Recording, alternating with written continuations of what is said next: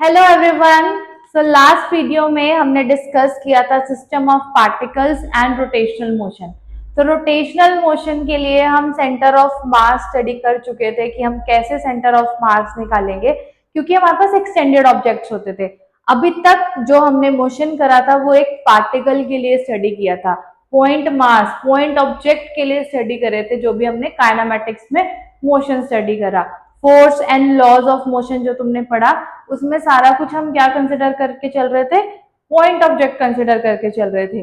But now we are working on extended objects, मतलब जैसे like this is an extended object, this is an extended object जिसमें बहुत सारे particles हैं, system of particles हैं। तो इसके लिए मोशन को डिस्क्राइब करना डिफरेंट है, हमें डिफरेंट वेरिएबल्स चाहिए होंगे। ठीक है, तो पहले तो सबसे पहले ये जो एक्सटेंडेड ऑब्जेक्ट है इन्हें हम क्या बोलते हैं, रिजिड बॉडी।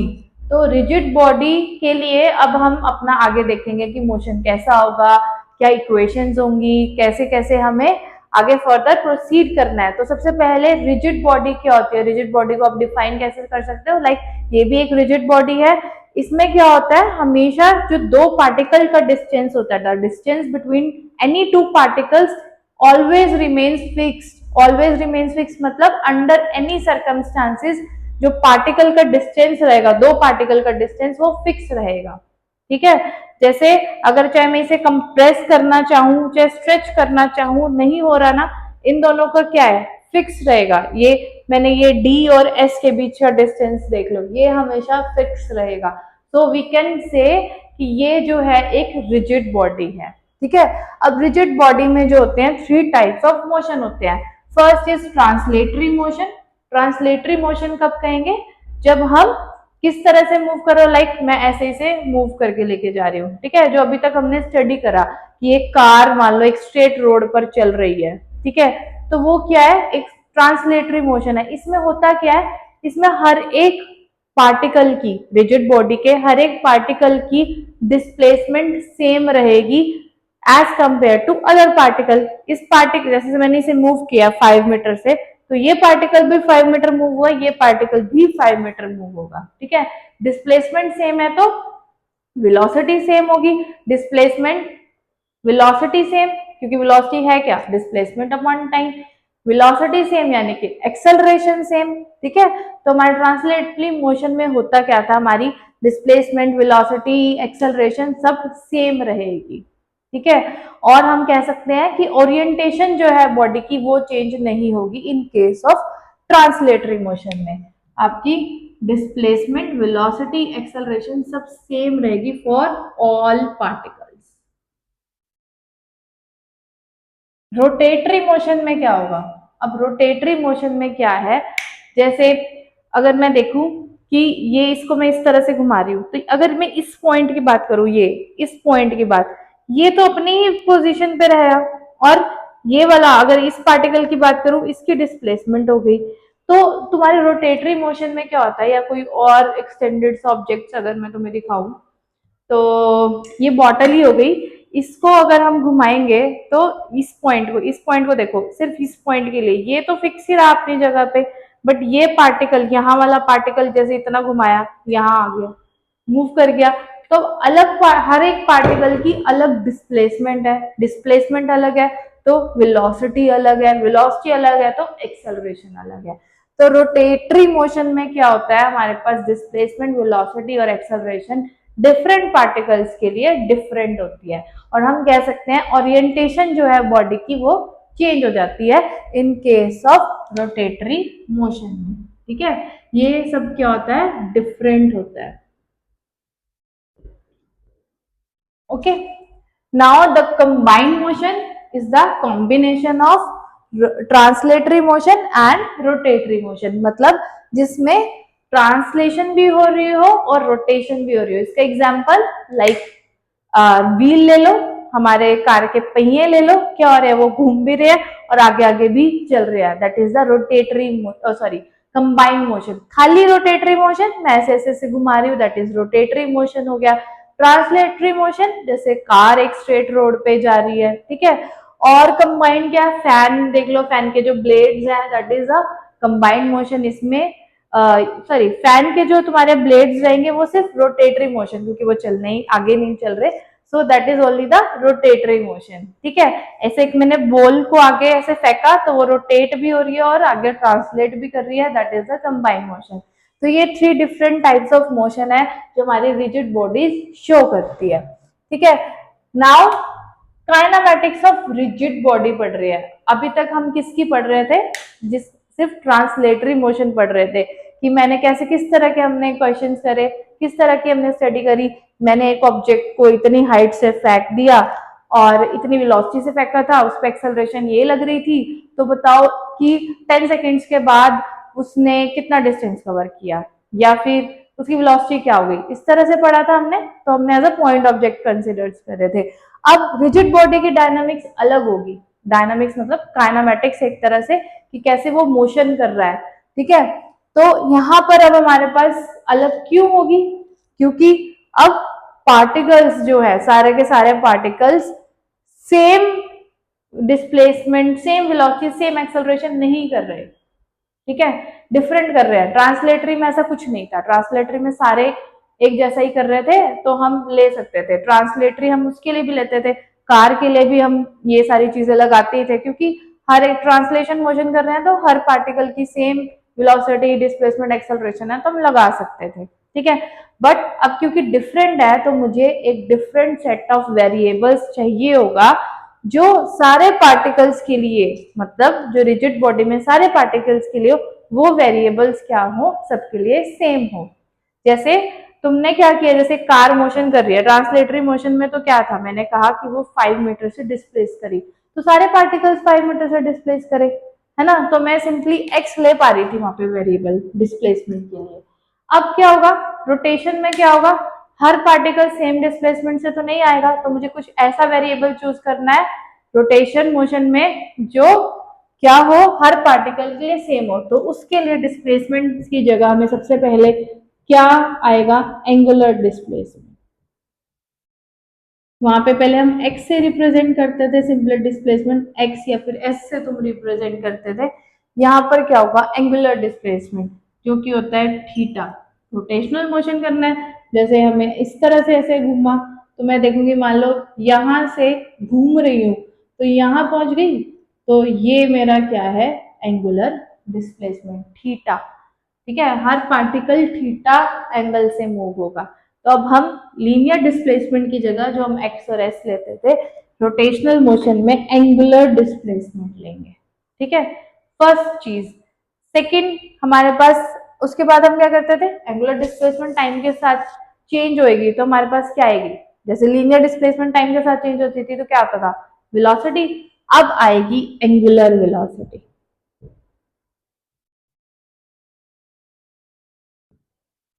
और एंगुलर वेलोसिटी, यहाँ पर वेलोसिटी क्या होती थी, linear velocity dx by dt, तो यहाँ पर क्या हो जाएगी एंगुलर वेलोसिटी, और इसे हम रिप्रेजेंट करते हैं ओमेगा से, d theta by dt। Change in angular displacement upon time is the angular velocity. एक नया वेरिएबल आ गया हमारे पास in case of rotational motion में। थर्ड, अब हम क्या देखते थे, वेलोसिटी का चेंज क्या होता है, एक्सेलरेशन होता है। यहां पर एंगुलर वेलोसिटी का चेंज एंगुलर एक्सेलरेशन होगी, और इसे हम रिप्रेजेंट करते हैं अल्फा। ठीक है, तो हमारे पास एक तरह से डिस्प्लेसमेंट की जगह आ गया थीटा, एंगुलर वेलोसिटी आ गई लीनियर वेलोसिटी की जगह, और एक्सेलरेशन की जगह एंगुलर एक्सेलरेशन आ गया। ये हमने रिप्लेस कर दिए। ट्रांसलेटरी मोशन में हम ये यूज कर रहे थे, रोटेशनल में हम अब ये यूज करेंगे। ठीक है, सिंपल है। तो यही वाली चीजें हम अब आगे भी अप्लाई कर सकते हैं। ये अब हमने काइनामेटिक्स की 3 इक्वेशंस तो देख ही ली थी, जैसे कि first equation s is equal to u t plus half a t square, second v is equal to u plus a t, और third v square minus u square two a S.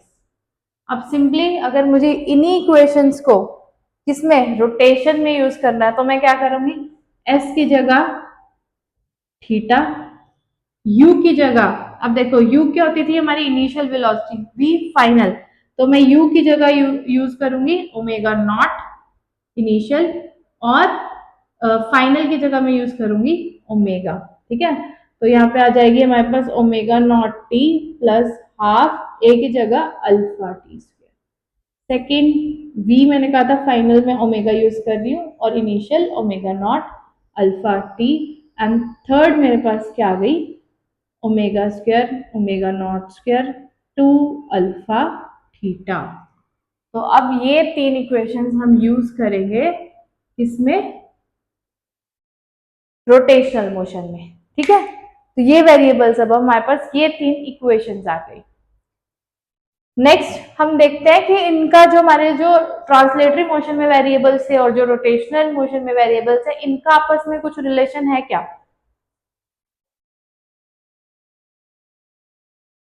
तो देखो, अब relation check करने के लिए कि linear और इसमें क्या रिलेशन है, हम सर्कुलर मोशन ले लेते हैं। ठीक है, इसका रेडियस r ले लेते हैं, और अब मैंने मान लो इस एंगल थीटा एंगुलर डिस्प्लेसमेंट करी, तो लीनियर डिस्प्लेसमेंट क्या होगी, ये एल। हमारे पास एक फॉर्मूला होता है क्या, जो थीटा ये क्या है हमारी आर्क और रेडियस को रिलेट करता है, तो क्या फॉर्मूला होता है हमारे पास इसका, कि हमारे पास ये जो आर्क होती है वो किसकी इक्वल होती है, रेडियस इंटू थीटा की। तो हमारे पास एल क्या आ जाएगा, आर थीटा। तो ये तो रिलेशन हो गया किसमें, एल क्या एक तरह से हमारी लीनियर डिस्प्लेसमेंट, रेडियस और थीटा, ये एल तुम्हारा एक तरह से एस और जो एक्स कुछ भी जो लेते हो वो चीज है। ठीक है, अब मैं देखना चाहती हूँ कि वेलोसिटी और एंगुलर वेलोसिटी में क्या है। तो हमें पता है कि जो हमारा ओमेगा आया है वो क्या आया है, D theta by d T आया है। ठीक है, और वेलोसिटी क्या होती है हमारे पास, d x by d t, तो यानी कि एक्स मेरा एल ही है, d L by d t. अब मुझे एल का रिलेशन पता लग गया, तो मैं इसमें एल की वैल्यू पुट कर देती हूँ। आर जो है वो क्या है, कांस्टेंट है रेडियस, तो आर एज इट इज रहेगा D theta by d t, तो क्या आ जाएगा आर, और D theta by d T क्या है, ओमेगा। तो देखो v और किसका रिलेशन आ गया, ये लीनियर वेलोसिटी, ये एंगुलर वेलोसिटी।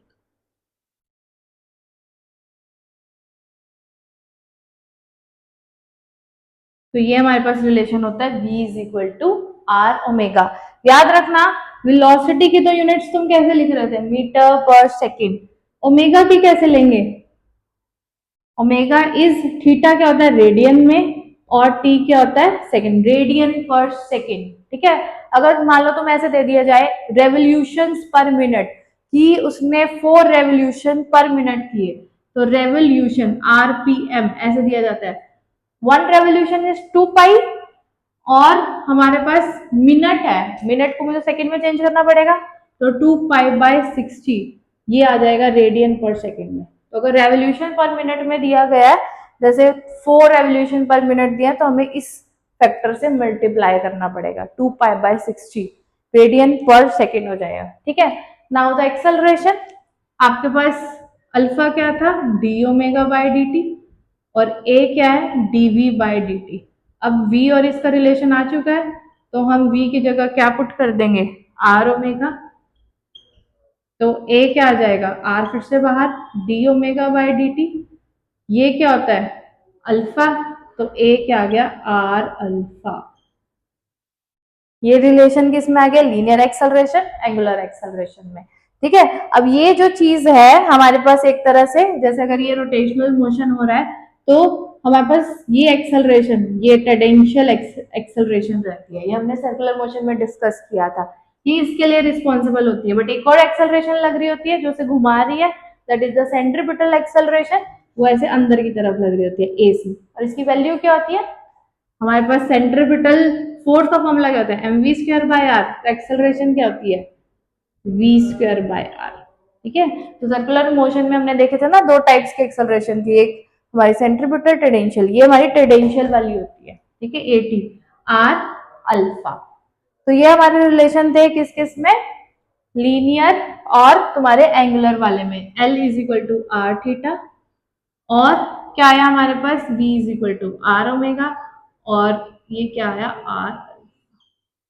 ये 3 रिलेशंस आ गए हमारे पास। ठीक है, अब हम क्वेश्चन करते हैं इन्हीं के ऊपर बेस्ड। कुछ एक दो क्वेश्चंस देख लेते हैं।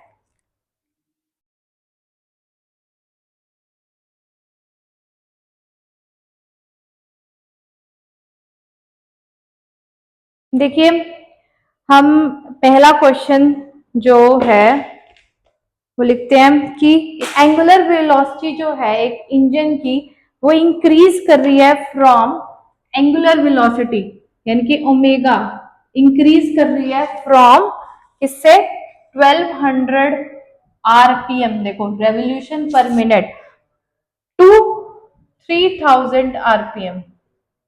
कितने सेकंड में? इन 3 सेकंड में। ठीक है, जैसे हम पहले करते थे कि मेरी वेलोसिटी जो है वो 10 मीटर पर सेकंड से 50 मीटर पर सेकंड हो गई इन 10 सेकंड, ऐसे ही करते थे हम पहले क्वेश्चन। अब यहाँ पर ये चेंज हो गया। तो सिंपल, सबसे पहले मुझे एंगुलर एक्सेलरेशन कैलकुलेट करनी है और सेकेंड पार्ट में नंबर ऑफ रेवोल्यूशंस कितने करे during this time, number of revolutions.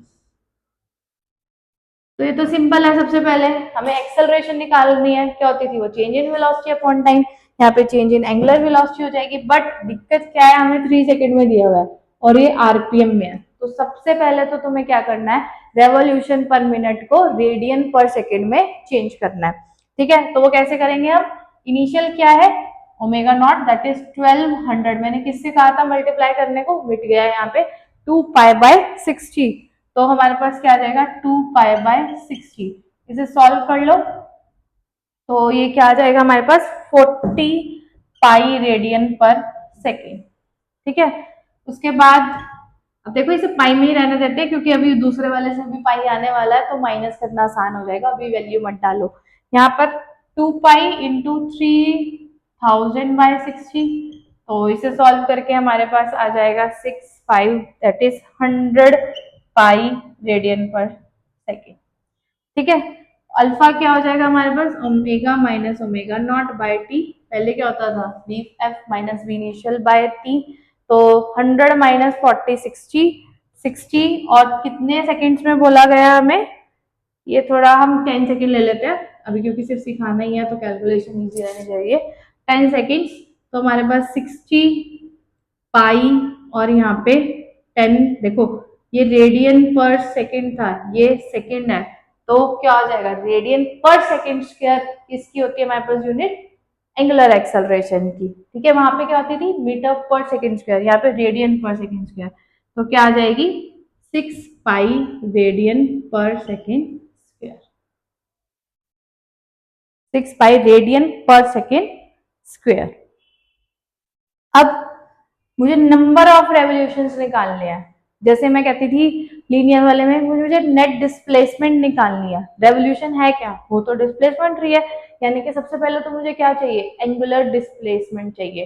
तो अब इनमें से कौन से 3 इक्वेशंस में कौन सी लगने वाली है, देखो थीटा किस किस इक्वेशन में, इसमें और इसमें है। हमेशा जो वेरिएबल है, इनमें वेरिएबल्स कौन कौन से हैं, थीटा हो गया, ओमेगा हो गया, टी हो गया, अल्फा हो गया, ये 4 वेरिएबल है। एक वेरिएबल किसी 2 इक्वेशन में मिलेगा, लाइक थीटा इसमें और इसमें मिल रहा है, ओमेगा जो तुम्हारा अल्फा है वो इसमें, इसमें और इसमें, ये तो यूनिफॉर्म एक्सेलरेशन के सारे केस है, अल्फा तो हमें मिलने वाला है। अब देखो टी जो है तुम्हारा सिर्फ इन दोनों में है, इसमें नहीं है। ठीक है, तो हमारे पास थीटा के लिए ये है और ये है, तो थीटा और तुम्हें क्या गिवन है, तुम्हारे पास ओमेगा नॉट है, तुम्हारे पास अल्फा निकाल लिया तुमने, टाइम दिया हुआ है, तो ये इक्वेशन मैं यूज कर सकती हूँ बड़े आराम से। ठीक है, तो क्योंकि टाइम मुझे बोला गया ना कि इतने टाइम में, तो मुझे टाइम का भी यूज करना पड़ेगा, तो यानी कि फर्स्ट इक्वेशन में यूज कर सकती हूँ। और हमारे पास यहां से निकाल लोगे तुम, कैसे निकालोगे, simple, theta is equal to omega not t. Omega not की वैल्यू क्या गिवन है हमारे पास, ये सारा पुट कर दो, बस इसमें थोड़ी सी कैलकुलेशन करनी पड़ेगी। ये सारा तुम निकाल चुके हो, ये सब पुट करके हमारे पास अगर 700 पाई आ जाता है, ठीक है, 700 पाई। अभी नंबर ऑफ रेवोल्यूशन निकालने हैं, सिर्फ थीटा नहीं निकालना था, 700 पाई है। अगर मुझे रेवोल्यूशन, एक रेवोल्यूशन किसकी होती है, 2 पाई की, तो मुझे नंबर ऑफ रेवोल्यूशन निकालने हैं, तो मैं क्या करूंगी, 700 पाई बाय 2 पाई, तो क्या आ जाएगा, 350 रेवोल्यूशंस करी, यानी कि उसने इतने टाइम में। ठीक है, तो 350 रेवोल्यूशंस आ गई इस टाइम के लिए। इस तरह से हम निकालेंगे। एक और क्वेश्चन करें। मान लो अब तुम्हारे पास एक बॉडी है जो कि रोटेट कर रही है about a fix axis with N angular acceleration.